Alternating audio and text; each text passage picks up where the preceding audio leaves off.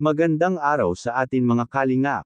Mga kalingap, may panibago po tayo update kay Joy.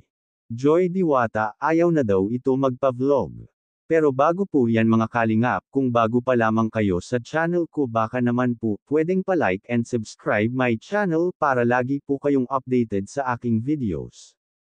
At kung pwede, sana patapusin muna natin ang video na ito para alam natin ang nilalaman nito, at huwag din po natin kalimutan mga kalingap na pakisuportahan ang ama ng kalingap na si Val Santos Matubang at Kalingap Rab Matubang, pati na rin ang viewers na laging sumusuporta sa aking channel at reactioners. Maraming salamat po. Mga kalingap, labis na ikinagulat ito ni Kuya Rab ang biglaang desisyon ito ni Joy na ayaw na daw ito magpa-vlog kila Kuya Rab. Kaya minabuti ito ni Kuya Rab na kausapin ang nanay ni Joy tungkol sa desisyon nito ng kanyang anak.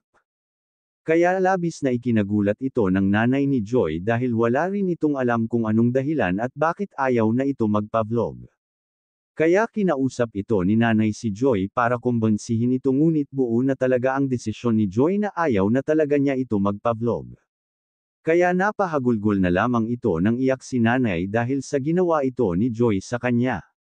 Kaya mga kalingap, minabuti na nila Kuya Rab at Joy na sabihin ang totoo kay nanay na ito ay isang prank lamang.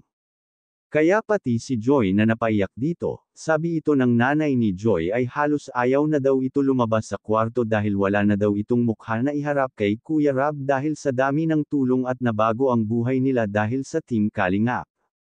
Humingi pa rin ito ng sorry si Joy at Kuya Rab kay nanay dahil sa nagawa nilang prank sa kanya. Sabi ni Joy ay hindi niya daw ito magagawa kila Kuya Rab. Kaya mga kalingap, hanggang dito na lamang po ang update natin kay Joy.